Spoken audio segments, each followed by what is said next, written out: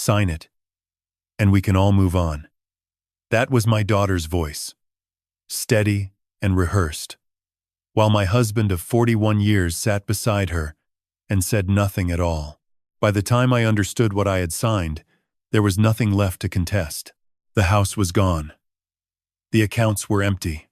What remained was $63 in a sealed envelope, a suitcase someone else had packed, and a key I almost threw away, a small brass thing on a leather cord, stamped with 2 words I hadn't read in 4 years. Willow Bluff. My grandmother's lighthouse. I did not know, standing in a parking lot in San Francisco with everything I owned in one hand, that Belle Calloway had spent the last decade of her life preparing for exactly this moment. I did not know about the 27 notebooks, or the letter sealed with beeswax, or the sourdough starter that had been alive in a clay jar since 1963. I did not know that the woman who had raised me at the edge of the Pacific had seen what was coming long before I did, and had quietly, methodically, made sure I would not fall past a certain point. Before we begin, I want you to know I'm grateful you're here. Out of everything you could be doing right now, you chose this story. Drop a comment and tell me where you're watching from, your city, your country. I read every single one. A quick note. This story contains fictional elements shaped for storytelling and reflection. Any resemblance to real names or places is coincidental. But the message at its center is one I believe is worth your time. I have signed many documents in my life. Library acquisition forms, mortgage papers, a retirement notice that felt less like a decision and more like a question I was not ready to answer. But I had never signed anything without reading it first. Not once in 67 years of careful living. Until that Monday morning in March, when 4 decades of trust made a fool of me in under an hour. The kitchen looked as it always had. Same terracotta tiles, same oak table with the water ring near the edge, where Patricia had left a glass of lemonade when she was 9. Same window above the sink, facing the narrow garden where I had once grown tomatoes before the years and the fog made it impractical. Oliver Brandt arrived at 9 exactly. Patricia had introduced him 4 months prior, as a family attorney who handles these kinds of transitions. I had not asked for references. I had not consulted independent counsel. The previous 4 months had stripped away many of my usual habits, including the habit of verification that had kept me employed at the San Francisco Public Library for 36 years. Patricia had quietly assumed management of our household finances since my retirement. Somewhere in that arrangement, my access to liquid accounts had narrowed to almost nothing. It happened the way fog moves into a valley gradually, and by the time you notice, the road is already gone. Brandt removed 2 separate document stacks from his briefcase. He placed them in front of Patricia first. She examined them, then without meeting my eyes, slid the first stack across the table with both hands. The gesture was practiced, quiet, and deliberate. Patricia sat across from me, eyes fixed on a point just past my left shoulder. 41 years of mornings at this table. And she would not look at me on this one. Martin sat beside her, studying the edge of the oak as though it contained something worth reading. "Mom," Patricia said. "Oliver's ready whenever you are." Brandt gestured toward the stack. "Settlement agreement, Miss Calloway. Court reviewed and approved. The house and contents to Martin. $55,000 to you in a cash settlement." "I'd like to read through it first," I said. "Of course." Brandt folded his hands. Patricia exhaled through her nose in the particular way that communicated impatience without technically being rude. "We've been through this 3 times, Mom. It's the same document." I read the first 5 pages. Dense language, but the terms matched what I had been told. The house, to Martin. The cash, to me. I signed, where Brandt indicated. Martin signed his portion without lifting his eyes. Then Brandt produced the second stack. "This is a disbursement authorization," he said, sliding it across. "A private agreement separate from the court settlement. It authorizes Patricia to manage the transfer of your funds and settle any remaining joint financial obligations on your behalf. utility accounts, outstanding balances, administrative closures. So you don't have to navigate the paperwork while everything is still in transition. I looked at the document. 14 pages. Subclauses in smaller print beneath larger subclauses.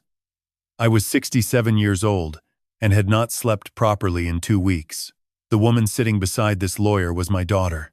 She had called me every Sunday evening for 12 years. "Is this standard?" I asked. "Completely standard," Brant said. "It means I handle the logistics, Mom." Patricia's voice dropped to something resembling patience. "So you don't have to think about it. You'll have your money by Friday." I signed it. Brant collected both sets of documents, tapped the edges against the table to align them, and slid everything into his briefcase. It was in that moment, as the second stack disappeared into the leather case, that I noticed Tom. He had been standing in the hallway beyond the kitchen doorway. Not invited in. Not asked to leave. He had come to pick up a bag of clothes for Lily, his and Patricia's 8-year-old daughter. I had registered his presence the way you register a coat rack present, unremarkable. But as Brant's briefcase clicked shut, Tom turned slightly away from the room. It was not relief. It was not indifference. It was the expression of someone who has watched something happen that they could not stop, and had hoped would not. Almost simultaneously, Brant glanced sideways at Patricia. A single look. Less than a second. The kind exchanged between people who have already agreed on something and are confirming it concluded as planned. I noted both things. I did not yet know what to do with either of them. "Thank you, Miss Calloway," Brant said, extending his hand. It was the first time anyone in that room had used my last name all morning. It landed the way a formality lands when it has already become accurate, as though I had quietly stopped being anyone's wife or mother and had simply become a party to a completed transaction. He was gone in under 4 minutes. Patricia glanced at her phone. "There's a car at 3. Your bag is upstairs. Someone took care of it. I didn't ask anyone to pack for me. We thought it would be easier." I looked at the window above the sink. The narrow garden. The water ring on the oak table that no one would refinish now because no one left in this house knew why it mattered. 3 hours. I had not thought past this table. This room. This morning. And then a thing I had not registered until this moment arrived with the quiet force of something you should have noticed earlier. Martin had not once, in the entire hour, called me by my name. Not Ruth. Not even a pronoun directed at me. He had spoken only to Patricia and to Brant. And when he referred to me at all, it was in the third person. She. Her. I had become the third person in my own kitchen. That was the fact I carried upstairs with me when I went to pack what remained. The front door closed behind me at 4:47 inches the afternoon. I know the time because the hallway clock, an anniversary gift I had chosen myself 12 years ago, chimed once as the latch caught. And I counted the seconds between the chime and the click. 3 seconds. That was all the ceremony 41 years received. My suitcase was already on the porch. Someone had carried it out while I was still reading the second document. It was the gray Samsonite I had bought for our trip to Vancouver in 2019. And it was heavier than I expected, which meant someone had packed winter clothes. That small detail unsettled me more than the documents had. Whoever packed the bag had thought about weather. They had thought about where I might go and what I would need when I got there, and they had done this thinking before today. I sat on the top step and opened the envelope Oliver Brant had handed me. Inside were 3 things. 6 $10 bills, 3 ones 60, $3 exactly, a single-page typed letter on Brant's firm letterhead, and a brass key on a leather cord. The letter was brief. It informed me that the remaining equity from the property at 4120 Cabrillo Street had been applied toward outstanding liens. The joint savings account had been closed per the terms I had signed. A separate paragraph, indented and italicized, noted that one personal item had been excluded from the asset division at the request of the secondary party. A key to a structure located at 1 Lighthouse Road, Willow Bluff, Mendocino County. California. The structure had been deemed to hold no marketable value due to deferred maintenance, restricted coastal zoning, and the absence of road access from the county highway. The key was therefore released to me as a courtesy. As a courtesy, I read that phrase 3 times. Then I folded the letter along its original crease and placed it back in the envelope with the cash. The key I held in my palm. It was smaller than I remembered, no longer than my little finger, and the brass had gone dark, except where the 2 stamped words caught the light. Willow Bluff. Below the words, almost too faint to read, were 3 initials. B.A.C. Belle Aurelia Calloway. My grandmother. The last time I had held this key, I was 63 years old and standing in a hospital room in Fort Bragg while a nurse removed the leather cord from Belle's wrist. Belle was 91. She had asked me to keep the lighthouse breathing her word, and I had promised I would. That was 4 years ago, and I had not been back since. Martin had said the drive was too long. Patricia had said the building was a liability. I had said nothing, which I now understood was the most expensive silence of my life. I put the cord around my neck and tucked the key under my collar. Then I picked up the Samsonite and walked 7 blocks to the Wells Fargo on Geary Boulevard. The ATM confirmed what the letter had stated. Savings, $0. Checking, $0. I withdrew nothing because there was nothing to withdraw. The screen asked if I would like another transaction. I pressed no and took my card and stood on the sidewalk holding $63 and a suitcase someone else had packed. The Greyhound station on Folsom Street sold a one-way ticket to Fort Bragg for $34.50. The bus left at 6:40 p.m. I bought the ticket with 2 tens, a 5, and 9 ones I made from the third 10 at the station kiosk. That left me $28.50. I bought a bottle of water for $1.75. $26.75. I sat in a plastic chair near Gate 3 and did what I had done for 40 years whenever numbers frightened me. I counted what remained instead of what was lost. I had $26.75. I had a suitcase with winter clothes. I had a key to a lighthouse no one wanted. I had a library card that would expire in November. I had 2 hands that were steady, a mind that was clear, and a name that still belonged to me. The bus pulled out of San Francisco at 6:43, 3 minutes late. I chose a window seat near the back and watched the city shrink into the fog. Somewhere behind that fog was the house on Cabrillo Street, where the hallway clock was still keeping time for people who no longer included me. Somewhere behind it was the kitchen table where I had signed my name twice and lost everything except $63 and a courtesy. The drive north took 4 hours and 20 minutes. I did not sleep. I watched the highway lights pass over the ceiling of the bus like slow yellow metronomes, and I thought about Belle. She had moved to the Willow Bluff Lighthouse in 1961, the year the Coast Guard decommissioned it. She had been 32, recently widowed.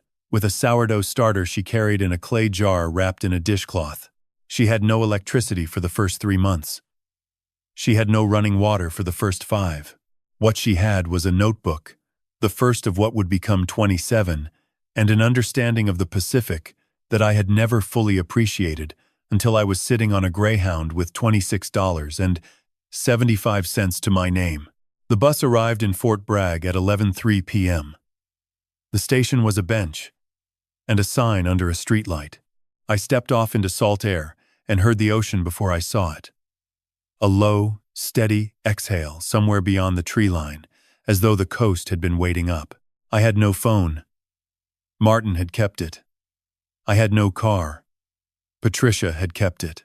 What I had was a road I half remembered, a key on a leather cord, and a lighthouse that an attorney had described as holding no marketable value. I picked up the Samsonite and started walking north along Highway 1 toward Willow Bluff. The fog was thick. The road was empty. And somewhere ahead, on a clifftop I could not yet see, a building my grandmother had kept breathing for 60 years, was waiting for me to open the door. I did not know what I would find inside. I only knew that Belle had never once, in 91 years, given me anything by accident. The lighthouse stood at the end of a gravel path that had not been maintained in at least 2 years.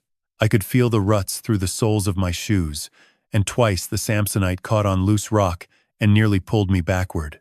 The fog had thinned just enough to show the outline a white cylinder against a gray sky. Shorter than I remembered, with a single-story keeper's cottage attached to its eastern wall like an afterthought. The lantern room at the top was dark.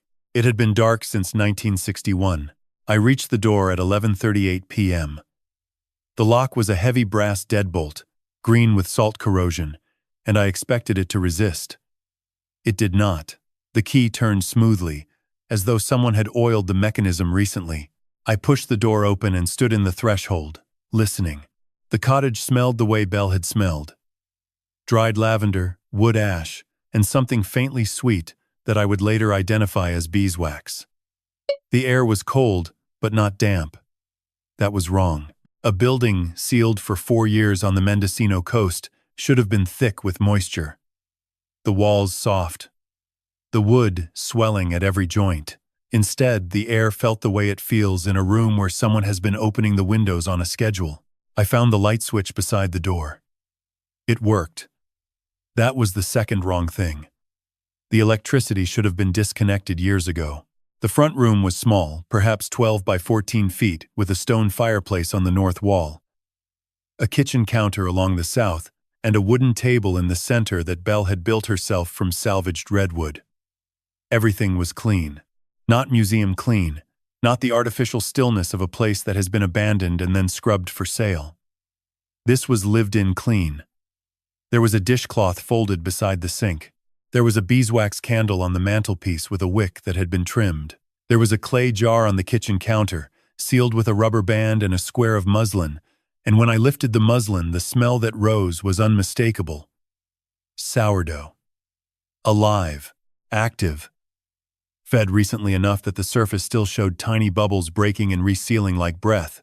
Someone had been here. Someone had been keeping this place alive. I set the Samsonite by the door and walked through the cottage slowly, room by room. The bedroom had fresh sheets, not new, but freshly laundered.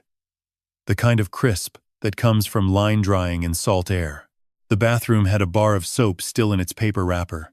The pantry had 3 cans of beans, a tin of coffee, a box of kitchen matches, and a jar of honey with a handwritten label. Willow Bluff, Spring 2023. Last year's harvest. Someone had been tending Belle's hives. I returned to the front room and sat at the redwood table. It was past midnight. I had $26.75, a suitcase of winter clothes, and a cottage that should have been rotting, but was instead waiting for me the way a bed is turned down in a hotel deliberately, with knowledge of arrival. That was when I saw the hatch. It was beneath the braided rug on the east side of the room, a square iron ring set flush into the floorboards. I had seen it before, as a child, but Belle had always kept a bookshelf over it, and I had assumed it was a defunct cellar access, sealed, and forgotten. Now the bookshelf had been moved to the opposite wall, and the rug had been placed over the hatch with the kind of precision that is not accidental. Someone wanted the hatch to be found, but only by someone who would move the rug. I pulled the ring. The hatch opened on oiled hinges. Oiled. Again. And below it was a wooden staircase, descending into a space, lit by a single battery-powered lantern that was still glowing. The battery should have died years ago if it had been left on, which meant it had been turned on recently, which meant someone had been in this cellar within the last few weeks. I went down. The cellar was larger than the cottage above it, extending beneath the base of the lighthouse tower itself. The walls were stone, dry and cool, and the floor was poured concrete that Belle must have laid herself. I could see the faint trowel marks in patterns she had made deliberately, spirals and wave lines, the kind of thing she did when she wanted her hands to remember the ocean. Against the far wall, on a shelf built from the same salvaged redwood as the table upstairs, were the notebooks, 27 of them, arranged in chronological order, each one labeled on the spine with a year: 1997, 1998, 1999. all the way through 2023. The final notebook, 2023, was thicker than the others, and bound with a leather strap instead of the simple twine Belle had used for the rest. Beside the notebooks, in a wooden box the size of a shoebox, was an envelope sealed with dark amber beeswax, stamped with Belle's thumbprint. I could see the whorls of her skin preserved in the wax. On the front of the envelope, in handwriting I would have recognized from across a room, were 4 words: "When you are ready." I did not open it. Something in the weight of that sentence, in the patience of it, told me that Belle had placed a specific meaning inside the word "ready," and I was not there yet. I was standing in a cellar at 1 in the morning with $26 to my name. Ready was not what I was. Instead, I reached for the first notebook, 1997, and opened it to the first page. Belle's handwriting filled the margins from edge to edge, small and steady, with occasional sketches of plants, tide charts, and what appeared to be recipes written in a shorthand I did not yet understand. The first sentence read, "Ruth will need this place one day. I do not know when.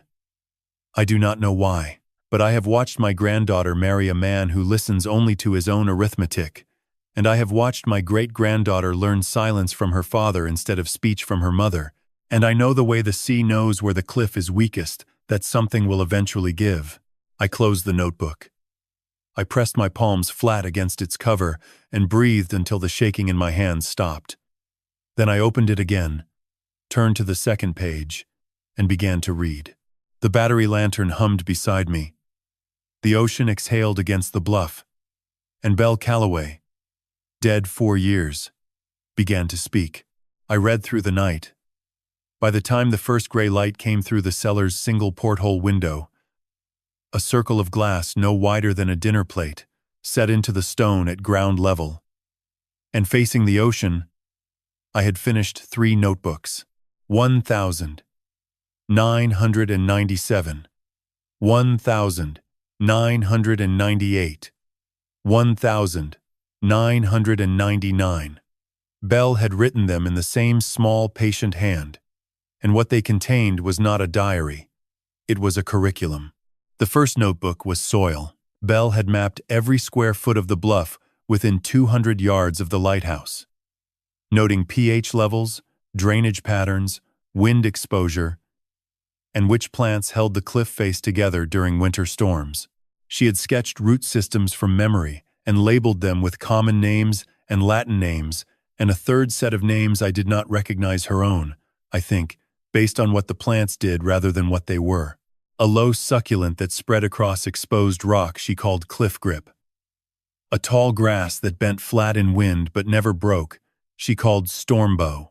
She had been building a vocabulary for survival, and she had written it down as though someone would need to learn it.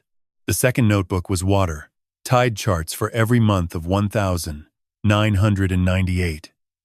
Annotated with observations about current patterns, swell height, and the behavior of the abalone colonies along the rocks below the bluff. Belle had noted which tidal pools held the most life at which times of year, and she had drawn small diagrams showing the safest paths down the cliff face to reach them. In the margin of the November entry she had written, "The ocean does not give freely. It gives precisely to those who learn its schedule." The third notebook was bread. 47 pages on sourdough. The chemistry, the timing, the temperature, the way flour and water and a living culture negotiate with each other over hours and days. Belle had recorded her starter's behavior the way a doctor records a patient's vitals. Morning activity, peak rise, collapse time, feeding response. The starter had a name. She called it June, after the month in 1963, when she had mixed flour and water in a clay jar and set it on the windowsill above the kitchen sink, and something in the air of Willow Bluff had entered the jar and begun to breathe. June was upstairs on the counter, 60 years old, and still breathing. I climbed out of the cellar as the sun broke through the fog. The cottage looked different in daylight. Smaller, more worn, but also more deliberate. Every object had been placed with the kind of intention that only becomes visible when you understand the person who placed it. The dishcloth by the sink was folded into a rectangle because Belle believed rectangles dried faster than squares. The candle on the mantelpiece was beeswax because she kept bees and did not believe in buying what you could grow. The table was redwood because redwood does not rot, and Belle had built things to outlast her. I made coffee with the tin from the pantry and the stovetop percolator that hung on a hook beside the fireplace. The water came from the tap, which meant the well pump was still working, another thing that should have failed by now and had not. I sat at the redwood table with the coffee and the clay jar and looked at the sourdough through the muslin. It had risen overnight. The surface was domed and cracked in the pattern Belle's notebooks described as ready to work. I had not baked bread in 15 years. Martin had preferred store-bought because it was uniform. Patricia had preferred gluten-free because it was fashionable. Somewhere between their preferences and my silence, I had stopped making the thing my grandmother had spent 47 pages teaching me to make. I fed June. I measured by feel the way Belle's notes instructed a handful of flour, enough water to make the mixture move like thick paint, a stir with a wooden spoon in one direction only, clockwise 20 times. The starter responded within minutes. Small bubbles forming at the edges like a pulse returning. I covered the jar and set it back on the counter, and felt, for the first time since the kitchen table on Cabrillo Street, that I had done something that mattered. Then I walked outside. The bluff was wider than I remembered. Covered in the low succulents and bent grasses Belle had catalogued 27 years ago. They were still there, Cliff, Grip, and Stormbow, and a dozen others. I did not yet have names for holding the earth together above a 70-foot drop to the Pacific. Below, the tide was out, and I could see the dark shapes of rock pools arranged along the base of the cliff like rooms in a house with no roof. The path Belle had drawn in Notebook 2 was still visible. A series of natural ledges descending in a zigzag, each one worn smooth by decades of careful feet. I did not go down. Not yet. I stood at the edge and looked north along the coast and saw, for the first time, the town. Willow Bluff was not much a crescent of buildings following the curve of a small harbor, maybe a quarter-mile from the lighthouse. I could see a post office, a general store with a green awning, a gas station, and what appeared to be a fish market near the water. There were boats in the harbor, working boats with nets and winches, and smoke coming from at least 3 chimneys. The town was alive in the quiet, ordinary way that small coastal towns are alive. Not thriving, not dying, just continuing. Belle's 4th notebook, 2000, was labeled Town on the spine. I had not read it yet, but I understood now why it existed. She had mapped the soil, the water, and the bread. The next thing to map was the people.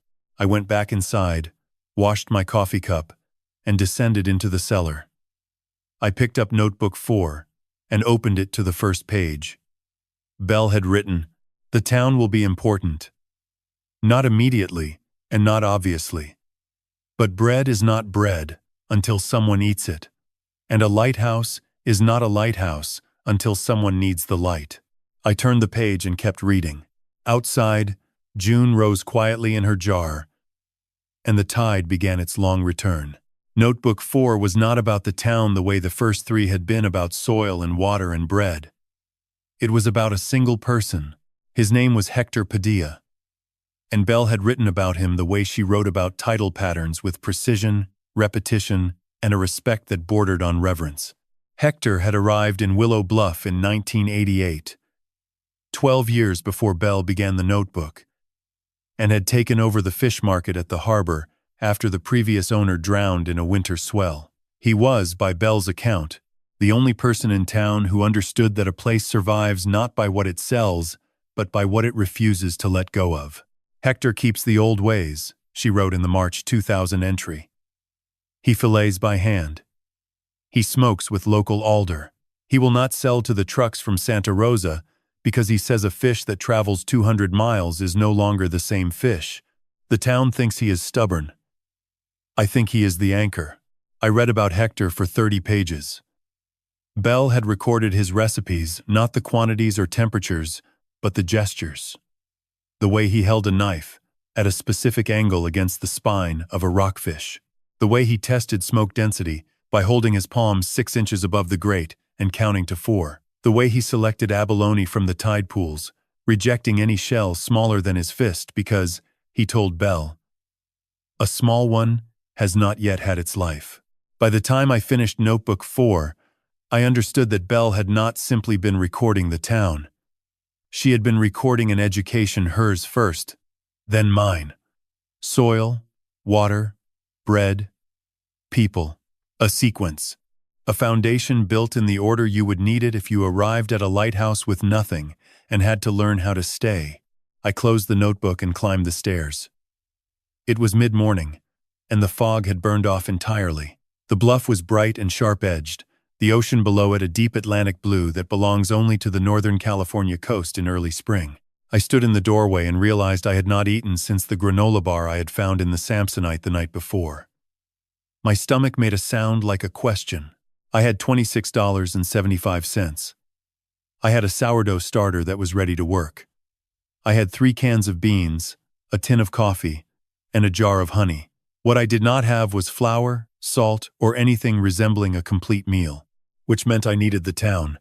The walk took 11 minutes along a path that followed the cliff edge, before descending through a stand of Monterey cypress to the harbor road.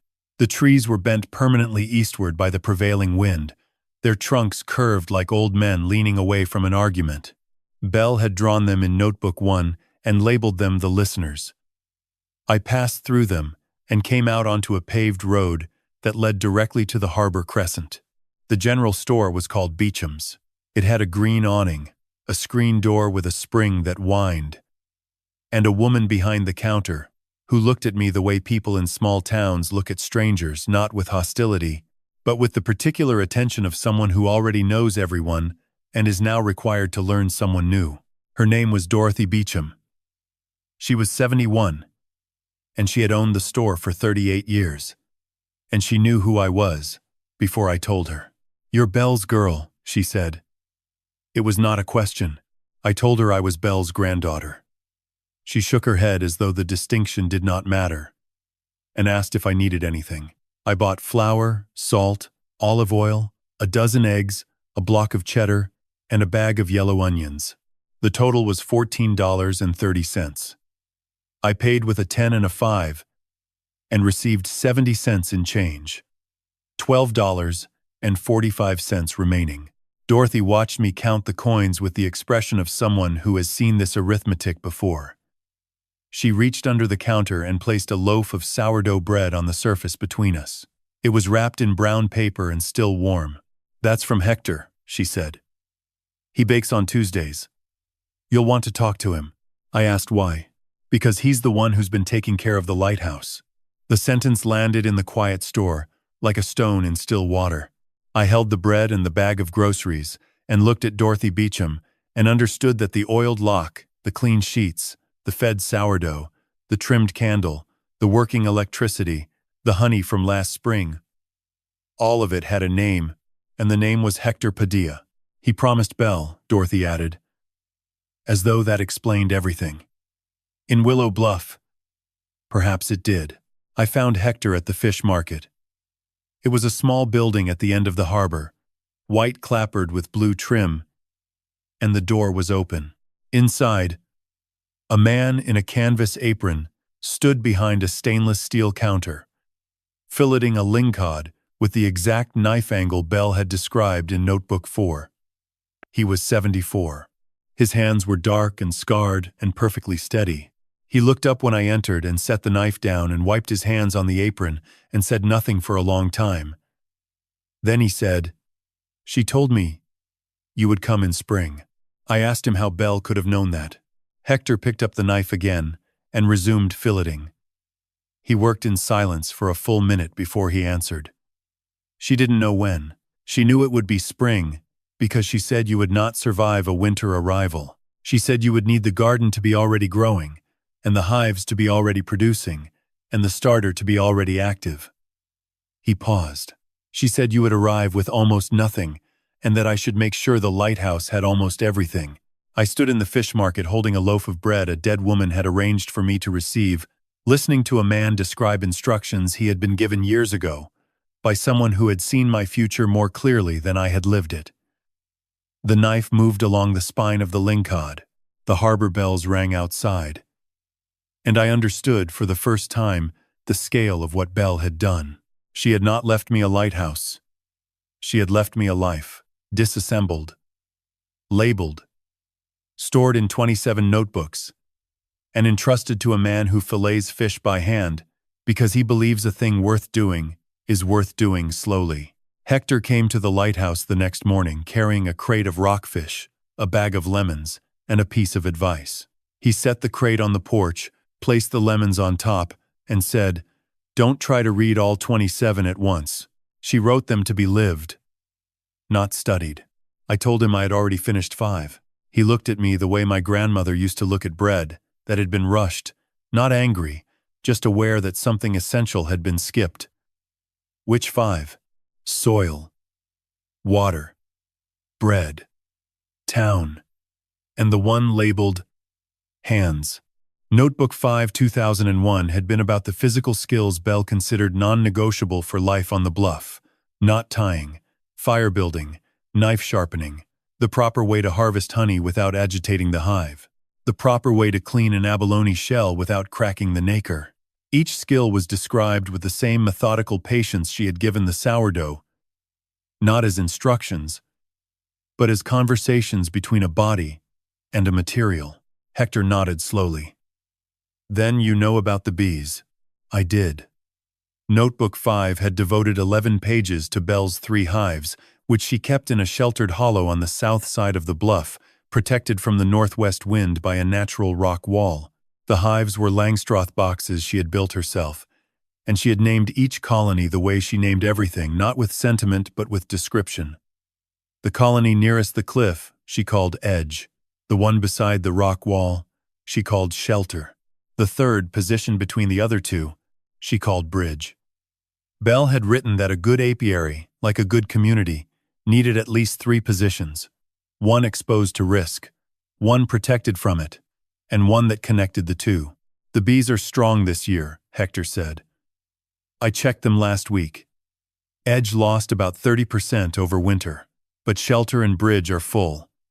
You'll have honey by June." He did not say if you stay. He said you'll have honey by June, as though my presence on the bluff was as settled as the tide schedule. I wondered if Belle had written that into the plan. 2. The certainty of Hector's language, as a way of making me feel that leaving was not an option anyone had considered. I baked my first loaf that afternoon. I followed Belle's notebook 3, precisely the flour-to-water ratio she called coast weight, because it accounted for the humidity of the marine air, the 20-fold clockwise stir, the 4-hour rise in the warmest corner of the cottage, which was the stone ledge beside the fireplace where residual heat from the morning fire created what Belle described as a pocket of patience. I shaped the dough on the redwood table using the heel of my palm, the way she had sketched in the margin of page 31, and I baked it in the cast-iron Dutch oven I found in the pantry, which was seasoned so deeply that the iron had turned the color of river stone. The bread emerged after 45 minutes. It was dark on the outside, almost black at the ears, where the scoring had spread, and when I tapped the bottom, it produced the hollow sound that Belle's notes described as the bread answering. I set it on a wire rack and waited 30 minutes, which was the hardest part, because the smell had filled the cottage entirely, and my hands were shaking in a way that had nothing to do with hunger. I cut the first slice with a serrated knife and ate it standing at the counter with nothing on it. No butter, no honey, no oil. The crumb was open and irregular, with the faint sourness that 60 years of culture produces, and the crust tasted like salt and smoke, and the particular mineral quality of Willow Bluff's well water. It was the best bread I had ever eaten. It was the best bread I had ever eaten because it was not mine. It was Belle's, her flour ratios, her timing, her starter, her oven, her patience. I had merely followed the instructions left by a woman who had known I would one day need them. I sat at the redwood table and cried for 12 minutes. I know, because the clock on the mantelpiece, another thing Hector had kept wound, ticked through each one, and I counted them the way I had counted the seconds between the hallway chime and the door latch on Cabrillo Street. 12 minutes of something that was not grief and not relief, but the particular exhaustion of realizing you have been caught. Not trapped caught, the way a net catches a person falling. Belle had built the net. Hector had held it open. And I had fallen exactly where they expected me to fall.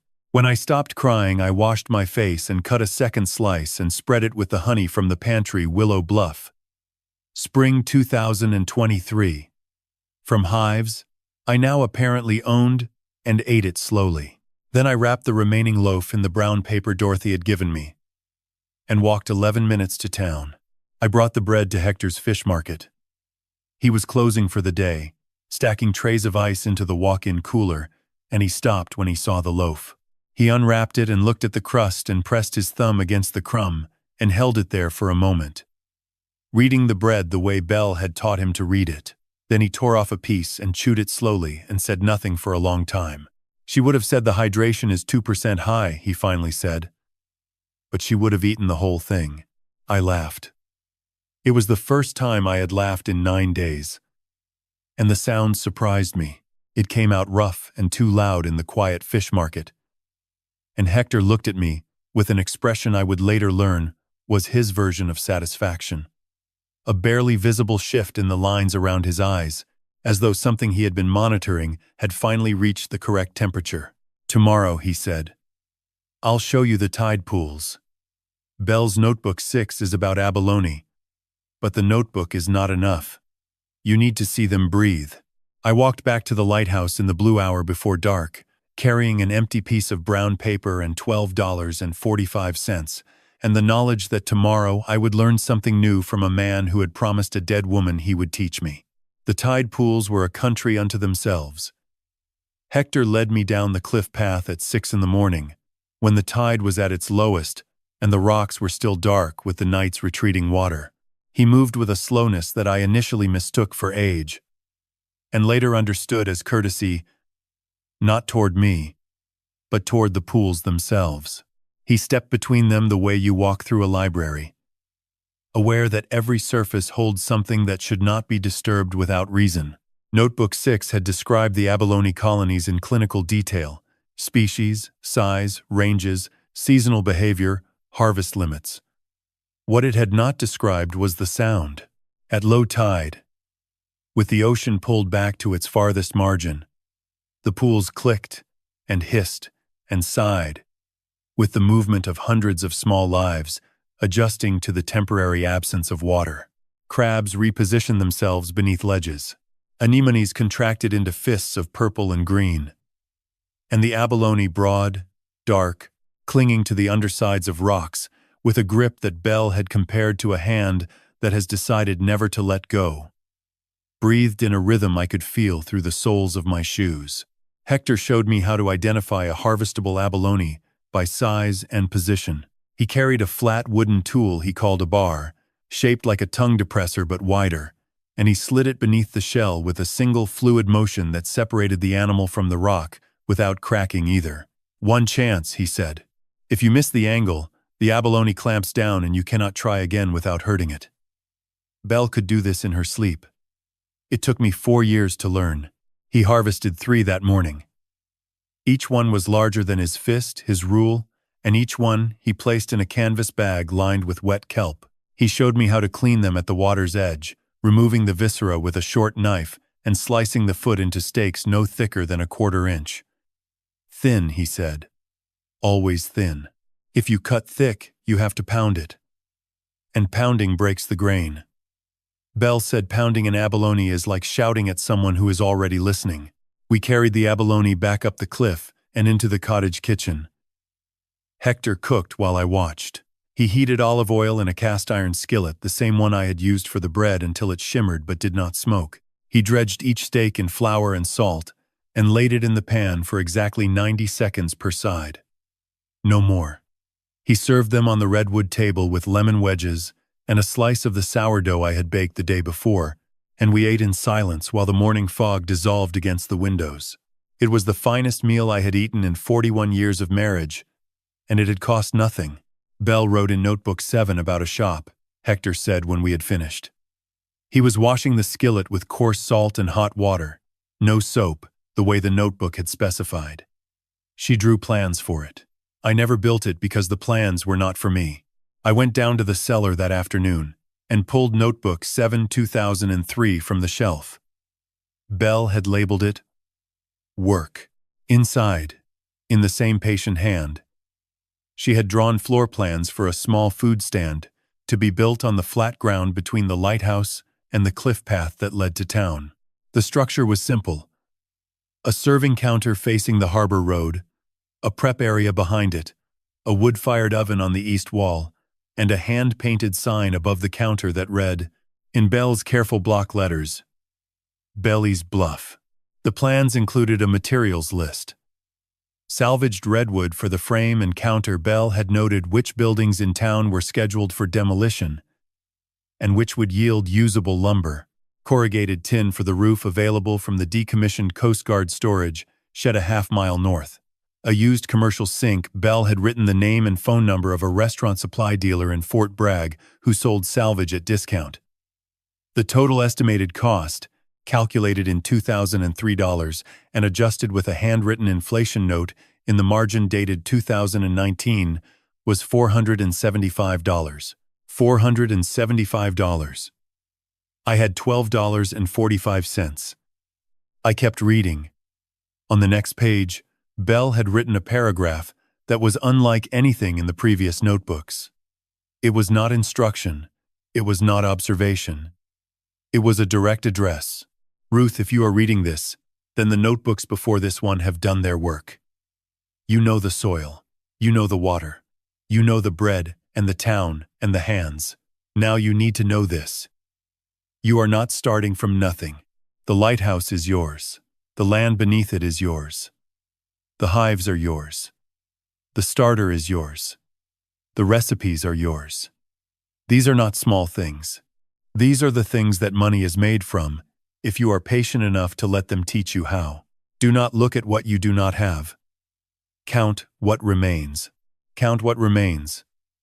The same arithmetic I had performed at the Greyhound station with $63 in an envelope. Belle had known I would need to hear it twice.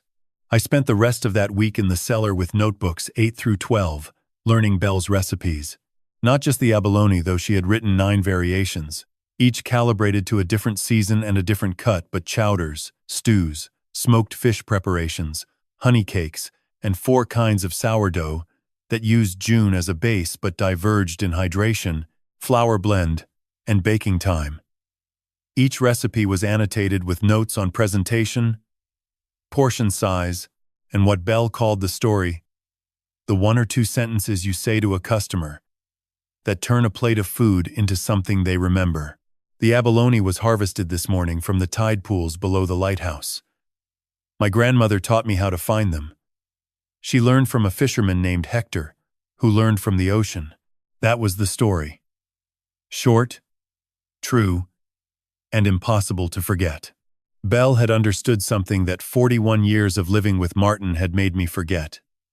That the most valuable thing you can offer another person is not perfection. It is provenance. Where a thing comes from matters more than what it costs. I closed Notebook 12 and looked at the sealed beeswax letter on the shelf beside the empty space where the notebooks had been. When you are ready. Not yet. But closer. The money came from the ocean. Not metaphorically, literally. On the 4th morning after I arrived, Hector brought me to a stretch of beach north of the bluff where winter storms had deposited a line of driftwood along the high tide mark. Most of it was ordinary broken planks, tangled kelp, fragments of old pier pilings worn smooth by years of salt and current. But some of it was what Hector called character wood, large pieces of redwood and cypress that had been shaped by the ocean into forms that looked designed, deliberate, as though the water had been sculpting with intention. Tourists buy these, he said. The ones who drive up from San Francisco on weekends. They put them on mantels and coffee tables. They pay $30, $40 for a good piece. I looked at the wood. I looked at Hector. Belle wrote about this? Notebook 13. She called it The ocean's inventory. She said the sea gives you a paycheck if you learn to read the tide line. I had not reached notebook 13 yet, but I did not need to. The arithmetic was simple. If I could find and sell 10 pieces of character wood at $30 each, I would have $300. If I could sell 15, I would have $450. Close enough to $475 that the difference could be covered by what I still had in my pocket. I spent 3 days collecting. I walked the tide line at dawn, when the light was low enough to cast shadows that revealed the grain and curve of each piece, and I selected only the ones that made me stop. Belle had written a rule for this in Notebook 5. I went back and found it under the section on choosing materials.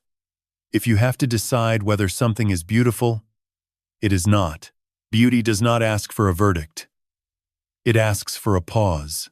I cleaned each piece with a wire brush and salt water, dried them in the sun on the south side of the cottage, and arranged them on a folding table that Dorothy lent me from the back of Beecham's store. I set the table at the junction where the cliff path met the harbor road, the spot where weekend traffic slowed to look at the lighthouse before continuing into town. I made a cardboard sign with a marker. Driftwood, Willow Bluff. $25, $40. The first Saturday, I sold 7 pieces. $215. The buyers were exactly who Hector had predicted: couples from the Bay Area, in clean hiking boots, carrying water bottles that cost more than my daily food budget. They touched the wood with the careful reverence of people who live in apartments and miss the texture of the natural world. One woman asked where each piece had come from, and I told her, and she bought 2. The second Saturday, I sold 9 pieces. $285 more. I now had $500 in a tin coffee can on the kitchen counter, minus the $12.45 I had started with, which meant the driftwood had earned me $487.55 in 2 weekends. I had enough to build the shop. Hector helped me source the materials exactly as Belle had specified. The redwood came from a barn on Orchard Road that had collapsed the previous winter. The owner, a retired carpenter named Walt Trevino, let me take what I needed for free, after I brought him a loaf of sourdough and explained what I was building. The corrugated tin came from the Coast Guard shed, which the county had marked for demolition. I filed a salvage permit at the county office in Fort Bragg for $11. The commercial sink came from the restaurant supply dealer Belle had named. He was still in business 23 years later, and he sold me a double-basin stainless unit for $90. The remaining materials, screws, brackets, a propane burner, a used cash register, cost $162 from the hardware store in Fort Bragg. Total spent, $438. Remaining, $74. Hector and I built the stand in 6 days. He was slower than a younger man would have been, but he was precise in a way that made speed irrelevant. Every joint was flush. Every board was level. He used a hand plane instead of a power sander because, he said, a machine does not know when to stop. We worked from 6 in the morning until the light failed, and we did not speak much. The work had its own language: the knock of the mallet, the whisper of the plane, the particular silence that follows a board settling into its correct position. On the 7th day, I painted the sign. Belly's Bluff. Block letters, dark blue on white, in the same hand Belle had used in Notebook 7. I am not an artist. The letters were imperfect. The B leaned slightly left. The apostrophe was too high. But they were legible, and they were mine. And when I stepped back and looked at them from the harbor road, I saw what Belle had seen 23 years ago when she drew the plans: a small, honest structure standing between a lighthouse and a town, offering food to anyone who paused long enough to eat. Dorothy came up to see it that evening. She walked around the counter, ran her hand along the redwood surface, and opened and closed the cabinet doors beneath the prep area. She checked the sink's drainage and tested the propane burner, and inspected the sign with the particular attention of a woman who has spent 38 years judging the structural integrity of small-town commerce.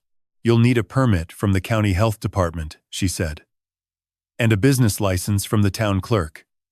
I'll take you Monday. She paused at the door, looked back at the sign, and added, Belle would have said the B leans. I know. She would have kept it that way.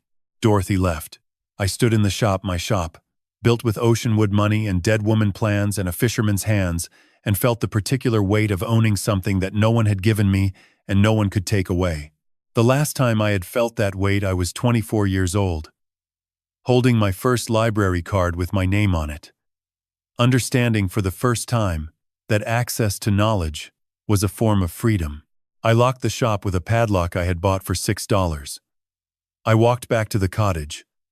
I fed June, and I opened Notebook 14, because Belle's curriculum was not finished, and neither was I. Notebook 14 was not about cooking or soil or tides. It was about law.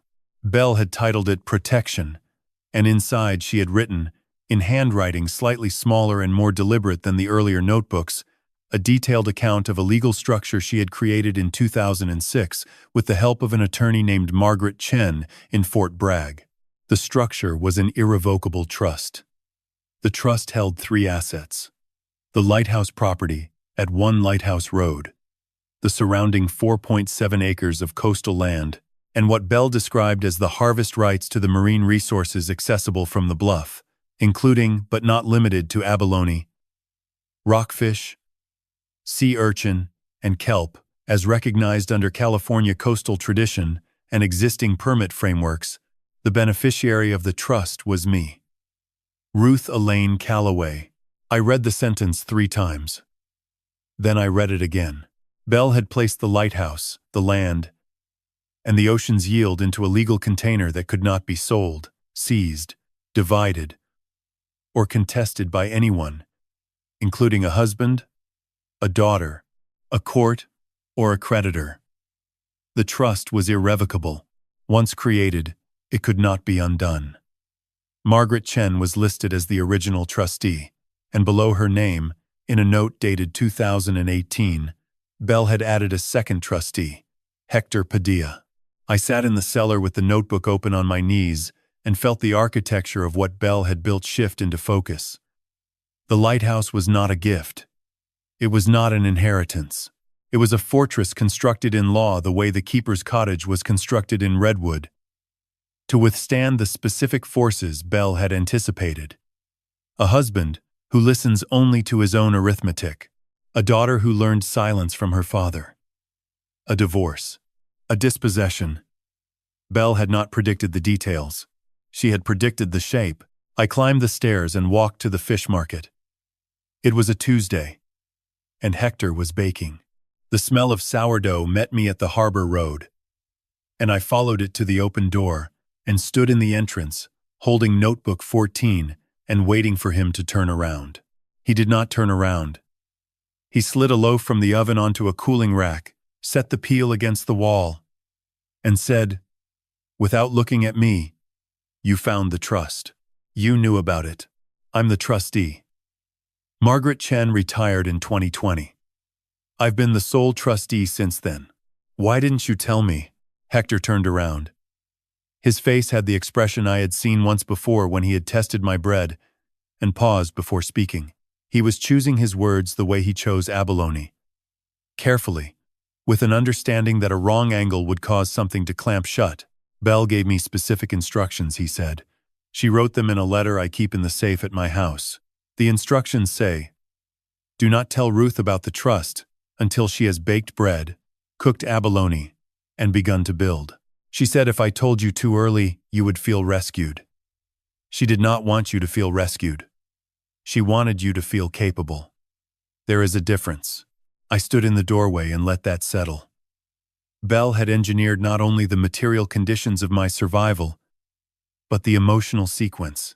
She had understood that a woman who has been made to feel like a third person in her own kitchen does not need to be saved. She needs to save herself first, and then learn that she was never as alone as she believed.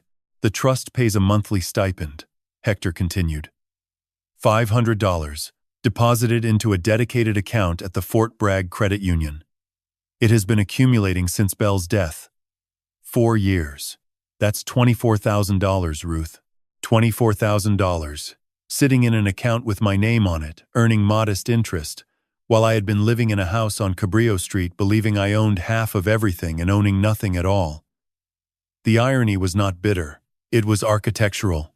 Belle had built a second floor beneath the ground floor I had been standing on, and she had built it so quietly that no one, not Martin, not Patricia, not Oliver Brandt, had known it was there. "There's more," Hector said.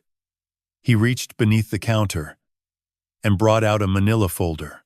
Inside were documents I did not fully understand. Surveys, assessments, correspondence between Margaret Chen and the California Coastal Commission. Hector spread them on the counter beside the cooling bread and pointed to a paragraph highlighted in yellow. "The harvest rights Belle placed in the trust are not ordinary fishing permits.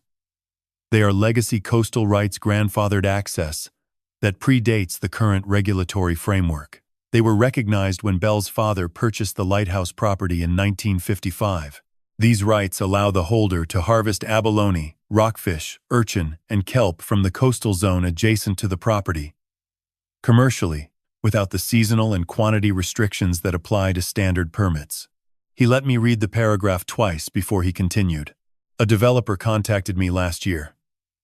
His name is Nathan Marsh. He represents a group that wants to build an ecotourism resort on the coastline north of here. Luxury cabins, kayak tours, farm-to-table restaurant, guided tide pool experiences. The project is valued at $2.8 million. But it cannot proceed without access to the marine harvest rights, because the restaurant concept depends on locally sourced abalone and sea urchin. Your rights. Your abalone. Your sea urchin." "What did you tell him?" "I told him the rights belong to the trust, and the trust belongs to the beneficiary, and the beneficiary had not yet arrived." The bread on the cooling rack ticked softly as it contracted. The harbor bells rang. Somewhere outside, a gull called once, and then was quiet. "Belle knew about the developer?" I asked. "No. Belle died before Marsh appeared, but she knew something like him would come." Notebook 22. She called it the pressure. She wrote that the coast would eventually attract money, and money would eventually need what the bluff had, and the person holding the rights would need to decide what mattered more, the offer or the origin. I looked at the manila folder. I looked at the bread. I looked at Hector Padilla, 74 years old, standing behind a fish counter in a town of 1,100 people, holding the weight of a dead woman's foresight in a folder he had kept in a safe for 4 years. "I need to read Notebook 22, I said. "You need to read all of them," he said. "But 22 first. And then, you need to meet Margaret Chen's successor. His name is Thomas Ayala. He is expecting your call." He wrote a phone number on the back of a receipt and handed it to me. Then he picked up the peel, turned back to the oven, and slid in the next loaf. The conversation was over. The bread was not. I called Thomas Ayala on a Wednesday morning from the payphone outside Beecham's store. I did not have a cell phone, and Dorothy had offered hers, but something about the formality of the conversation made me want a phone that belonged to no one. The payphone cost 50 cents. I fed it 2 quarters and dialed the number Hector had written on the back of the receipt. Thomas answered on the second ring. His voice was younger than I expected, mid-30s, maybe, and careful in the way that lawyers are careful when they know the person on the other end of the line does not yet understand what they are holding. "Mrs. Calloway, I've been waiting for this call for approximately 3 years. Margaret Chen briefed me when she retired and asked me to take over as the trust's legal counsel. I have a complete file. I'd like to meet with you in person, if you're willing. I can drive to Willow Bluff." He came the following afternoon. He arrived in a gray Honda Civic that looked like it had been driven on coastal roads for a decade, and he carried a leather briefcase that was older than he was Margaret Chen's. He told me later, passed along with the files. We sat at the redwood table in the cottage, and he spread documents across the surface with the quiet efficiency of someone who has organized this presentation more than once in his mind. The trust was more comprehensive than Notebook 14 had described. Belle had structured it in 3 layers, each one designed to protect a different aspect of the property. The first layer was the land itself, 4.7 acres, including the lighthouse, the cottage, and the bluff down to the mean high tide line. This land could not be sold, mortgaged, or subdivided. It could only be used by the beneficiary, me, or transferred to a successor beneficiary upon my death. The second layer was the harvest rights.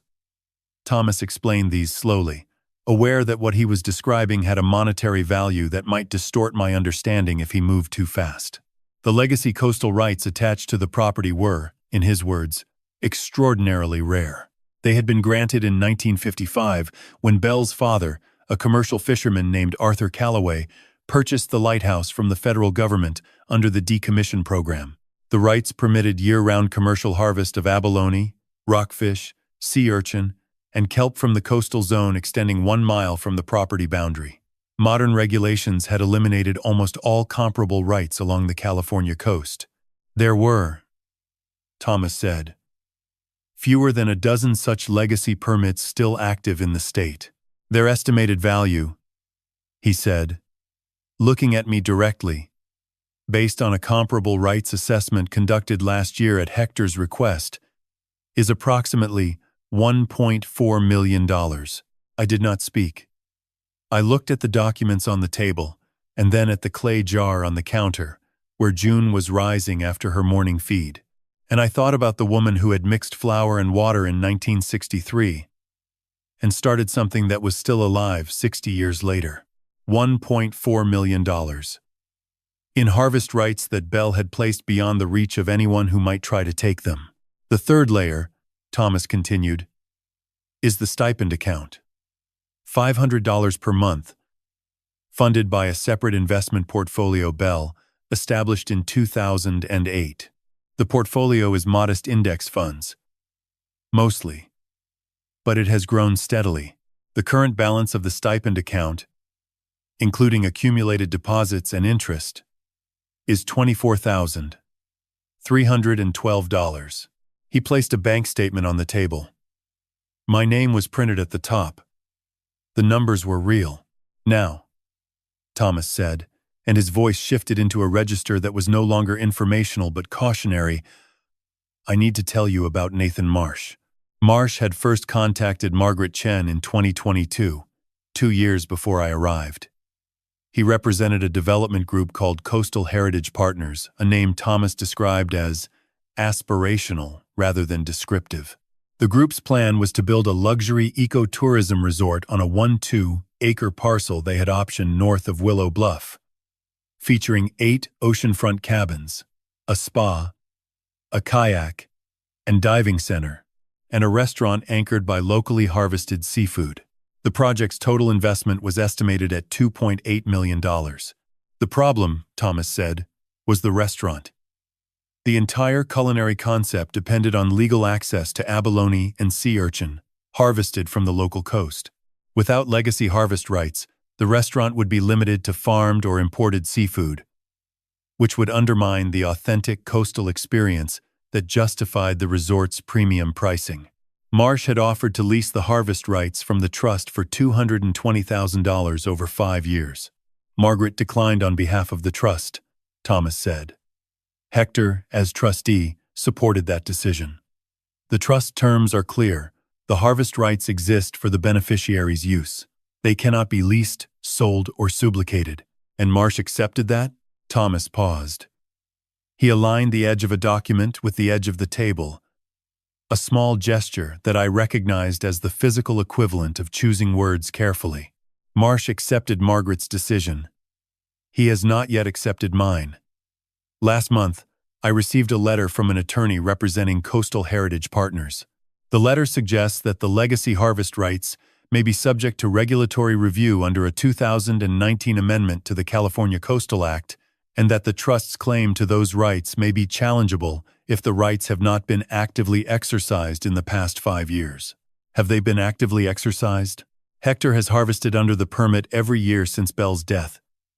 He kept records. I have them here. He tapped a folder.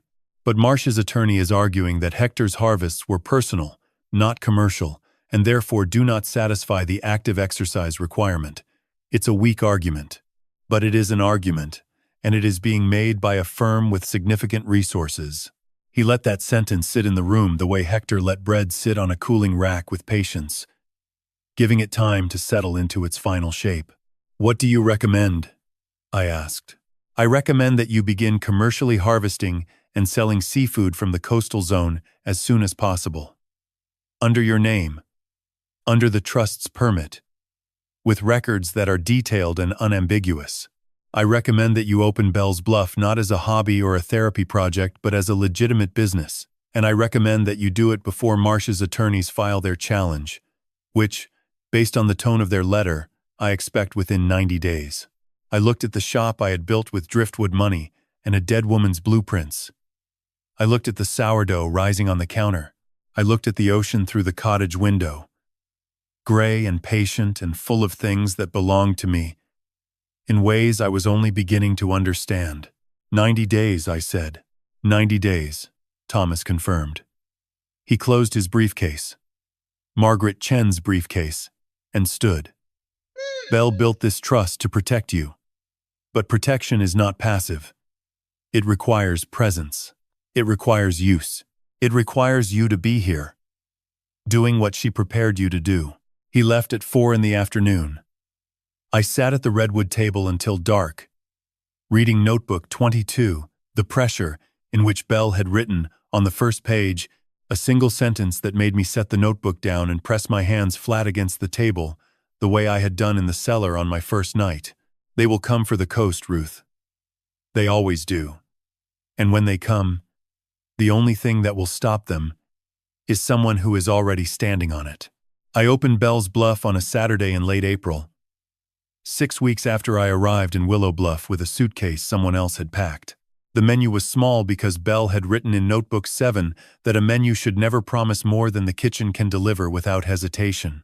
3 items: abalone steak with lemon and sourdough, smoked rockfish chowder with honey butter, and a slice of sourdough with wildflower honey from the bluff. Prices: $14, $10, and $4. I wrote them on a chalkboard Hector had found in the back of the Coast Guard shed, and I set the chalkboard on the counter beside a jar of wildflowers Dorothy had cut from her garden that morning. The first customer arrived at 11:15 a.m. She was a woman in her 50s, driving a rental car with a Hertz sticker on the bumper. And she ordered the chowder because, she said, she was not brave enough for abalone. I served it in a ceramic bowl I had bought at the thrift store in Fort Bragg, cream-colored, heavy, the kind of bowl that makes you hold it with both hands. She ate at the small wooden bench I had placed on the ocean side of the counter, facing the Pacific, and when she was finished, she sat for 10 minutes looking at the water before she came back and ordered a second bowl. "What's in this?" she asked. I told her the story. Bell's version, the one from Notebook 12.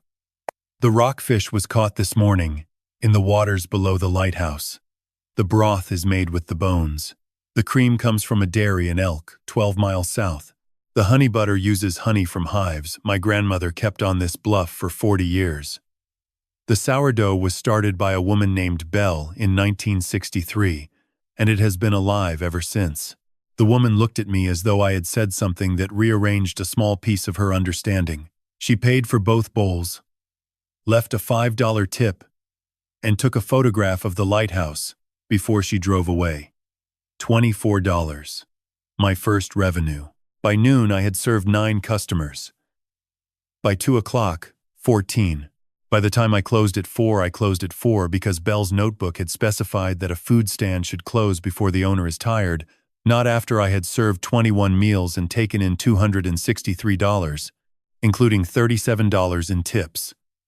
I put the cash in the coffee tin, washed every dish by hand, scrubbed the prep surface with salt and lemon, the way Hector had taught me, and sat on the bench facing the ocean.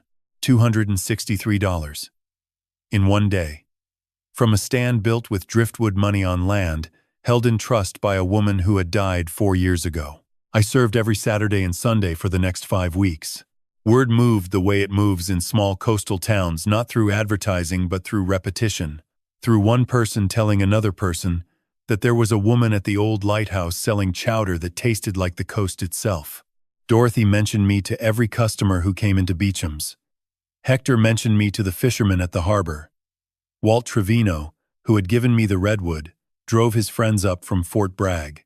A food blogger from Mendocino posted a photograph of the abalone plate with the lighthouse in the background, and within a week I was serving 40 customers on Saturdays and 30 on Sundays. I kept meticulous records because Thomas had told me to, and because Belle had told me to, and because I am a librarian, and record-keeping is what librarians do when the world stops making sense. Every harvest documented species, quantity, date, tide condition, location within the coastal zone. Every sale recorded item, price, time, method of payment. I bought a ledger from the office supply store in Fort Bragg for $6 and filled it with the same small, patient handwriting my grandmother had used, because her handwriting had become, without my deciding it, the voice in which I kept accounts. By the end of May, Belle's Bluff had earned $4,712. Combined with the trust stipend, my total available funds were $29,024. I was not rich. I was not even comfortable, but I was solvent, and I was standing on my own ground. And for the first time in 41 years, the money in my account had my name on it, and no one else's. The letter from Marsh's attorneys arrived on a Tuesday in early June. It came to the Willow Bluff post office in a heavy cream envelope with the return address of a firm in San Francisco, Kerrigan, Lowell, and Associates. Dorothy brought it to me personally, walking the 11 minutes from town instead of waiting for me to come in, because she had seen the return address and understood what it meant. I opened it at the redwood table. The letter was 4 pages long, printed on paper so thick it felt like cloth, and it informed me that Coastal Heritage Partners was initiating a formal review of the legacy harvest rights associated with 1 Lighthouse Road, Willow Bluff, Mendocino County, under Section 14.7b of the amended California Coastal Act. The review would assess whether the rights had been continuously and commercially exercised in accordance with the original permit terms. If the review determined that the rights had lapsed, Coastal Heritage Partners would petition the California Coastal Commission to reassign them to a qualified commercial operator, which, the letter noted, Coastal Heritage Partners was prepared to become. The final paragraph stated that the estimated value of the rights under reassignment would be assessed at fair market value, and that Coastal Heritage Partners was prepared to offer a one-time settlement of $220,000 to resolve the matter without litigation. $220,000. For rights worth $1.4 million. I set the letter on the table beside the chalkboard menu and the jar of wildflowers and the ledger full of careful records. I looked at the numbers I had written, every abalone, every rockfish, every bowl of chowder, every loaf of bread, and I understood why Thomas had told me to be meticulous. The records were not bookkeeping. They were evidence. I picked up the phone number Thomas had given me and walked to the payphone outside Beecham's. Dorothy was waiting by the store entrance. She did not ask what the letter said. She handed me 2 quarters and went back inside. I dialed Thomas Ayala's number. He answered on the first ring this time, as though he had been expecting the call the way Hector had expected me in spring. "It arrived," I said. "I know," he said. "I received a copy. We have 45 days to respond. How are your records?" "Complete." There was a pause. When he spoke again, I could hear something in his voice that sounded, against all professional restraint, like satisfaction. "Then we respond." Thomas filed the response on a Thursday. I did not read it before he sent it because he asked me not to. "Let me do the law," he said. "You do the cooking." But he summarized it for me over the payphone that evening.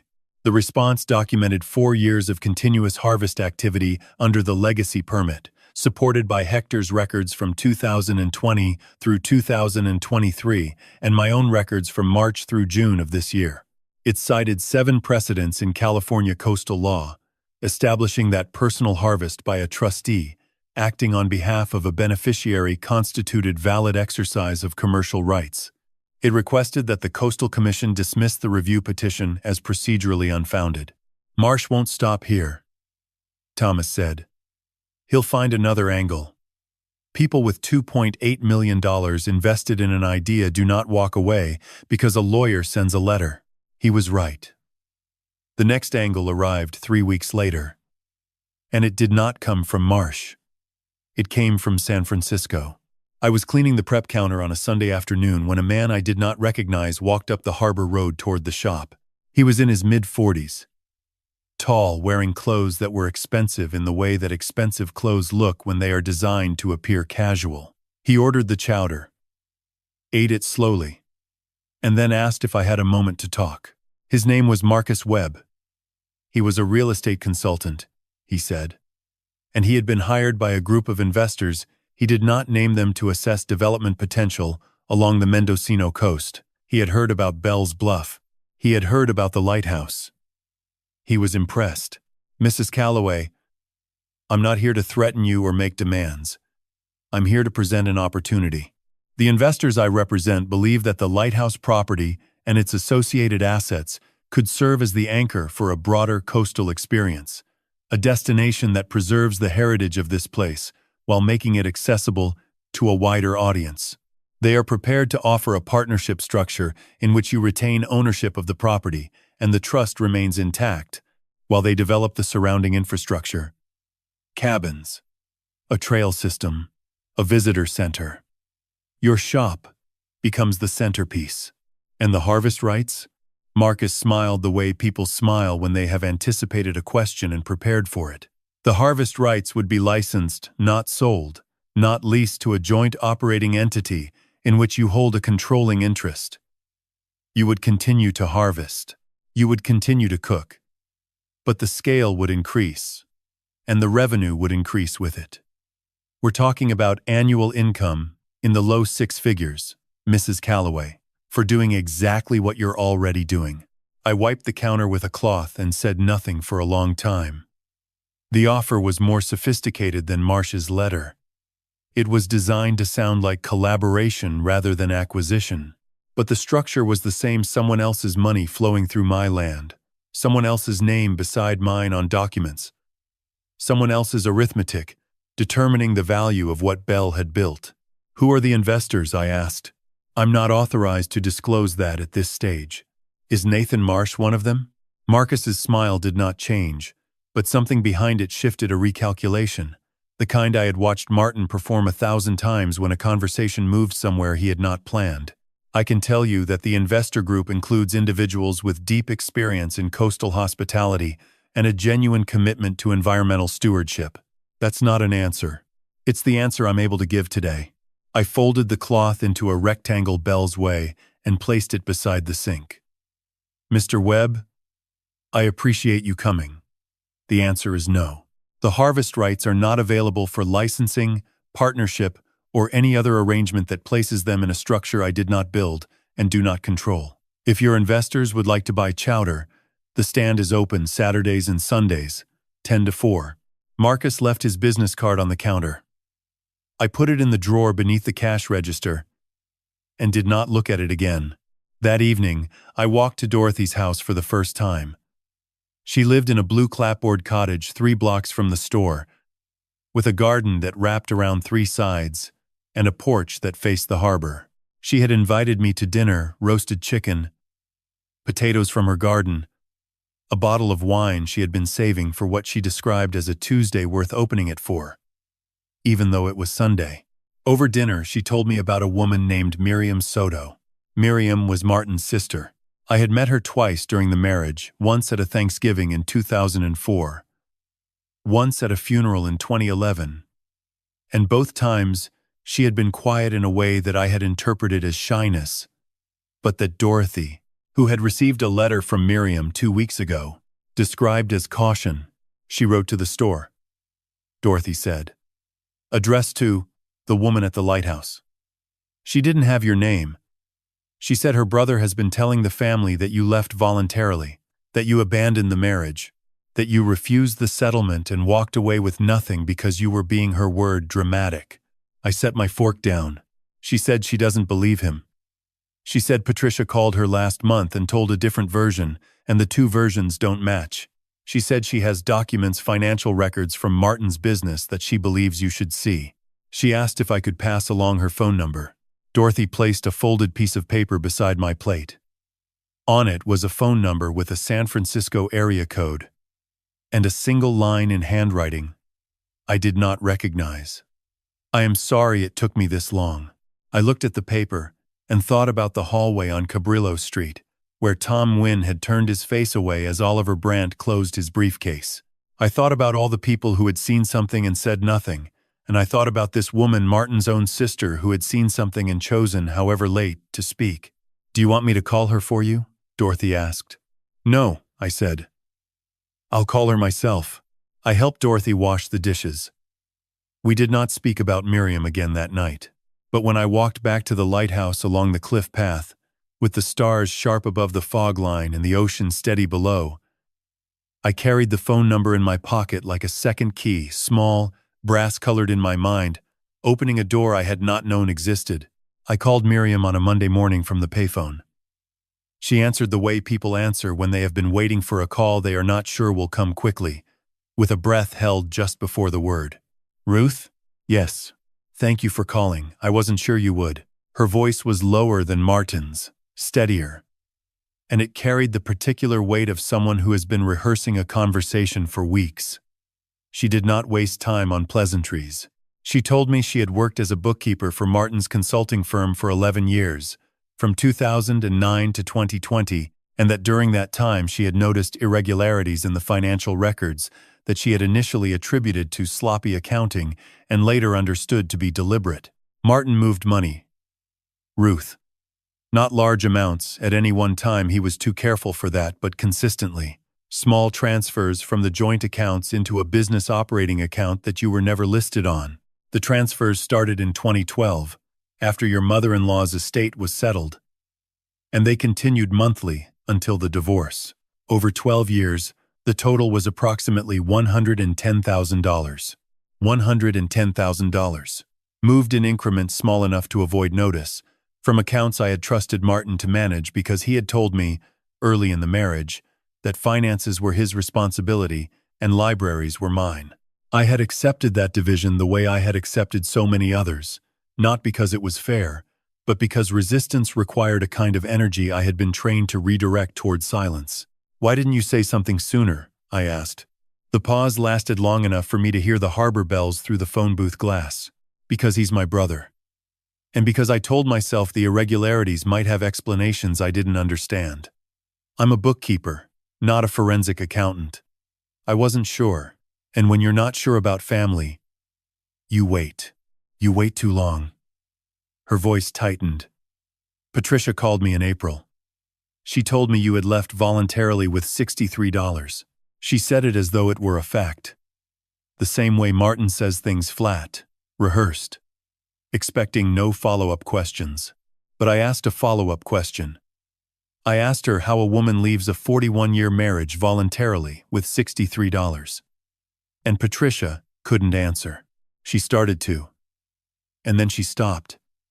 And in that silence, I heard everything Martin had been hiding.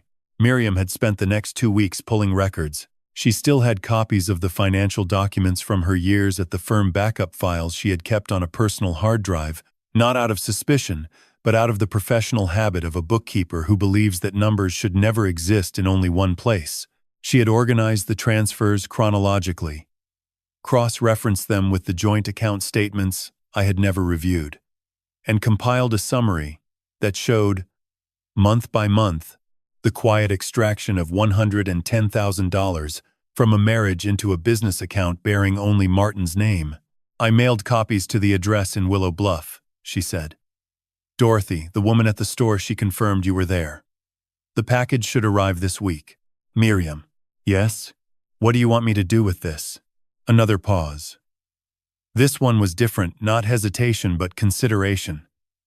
The sound of a woman choosing between loyalty to a brother and loyalty to a truth.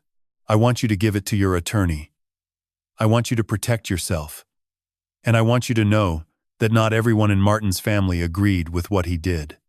Some of us were just too slow to say so." The package arrived on Wednesday, as Miriam had promised. It was a thick manila envelope, the same kind Thomas used, and inside were 47 pages of bank records, transfer receipts, and a handwritten timeline Miriam had assembled on yellow legal paper.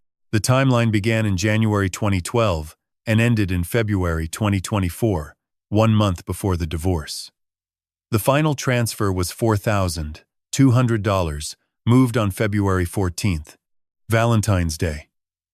I noted the date and felt nothing, which surprised me. I had expected anger. What I felt instead was the particular clarity that comes when a number you have been looking for finally appears in the ledger and the column balances. I brought the documents to Thomas the following day. He drove to Willow Bluff and spread them on the redwood table beside my own records. The harvest ledger, the sales log, the business license Dorothy had helped me file, and he studied them for 2 hours without speaking. Hector came by with rockfish at noon and saw the papers and left without entering, closing the door behind him with the gentleness of a man who understands that some rooms should not be interrupted.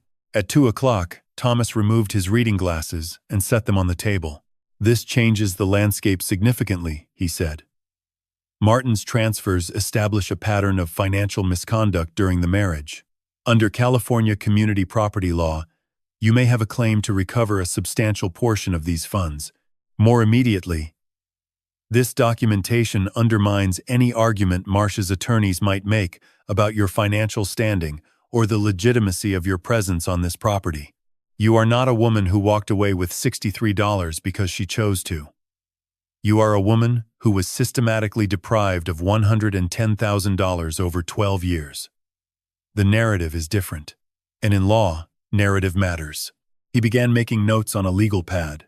"I'd like your permission to contact Oliver Brandt's firm directly. Not to litigate, not yet, but to notify them that we are in possession of documentation that suggests the settlement terms were based on incomplete financial disclosure. This puts Martin on notice. It also creates a record that may prove useful if Marsh attempts to characterize you as someone without legal standing." "Do it," I said. Thomas gathered the documents and placed them in Margaret Chen's briefcase. At the door, he turned and said something that I wrote down afterward in the margin of my harvest ledger, because it belonged there beside the records of what I had caught and sold and built more than it belonged in any legal file. "Your grandmother built the trust to protect the land, Ruth. Miriam just gave you the tools to protect yourself. Those are different structures, but they share the same foundation. Someone saw what was happening and decided it should not continue. He left. I sat at the table and opened notebook 23, the last one Belle had written before she died. On the first page, in handwriting that had grown slightly unsteady, but no less certain, she had written, "The hardest thing is not the storm.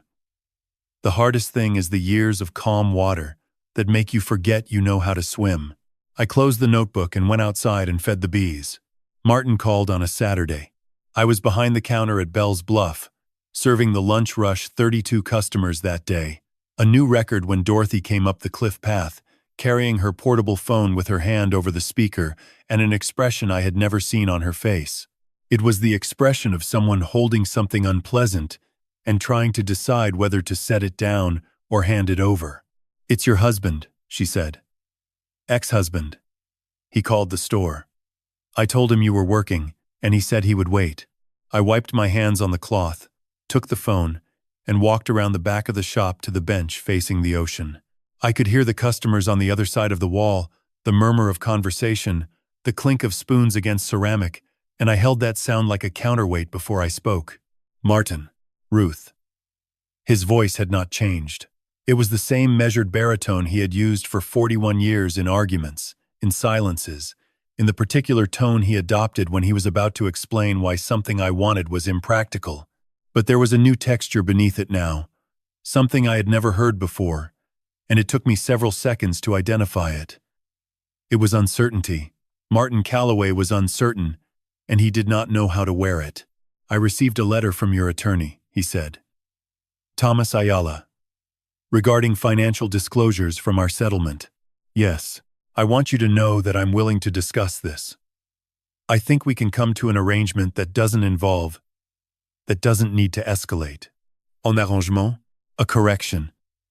A financial correction. I'm prepared to acknowledge that certain transfers were not properly accounted for during the settlement process, and I'm willing to negotiate a restitution figure that reflects that accounts for the discrepancy. He was choosing words, the way a man walks across ice, testing each one before committing his weight.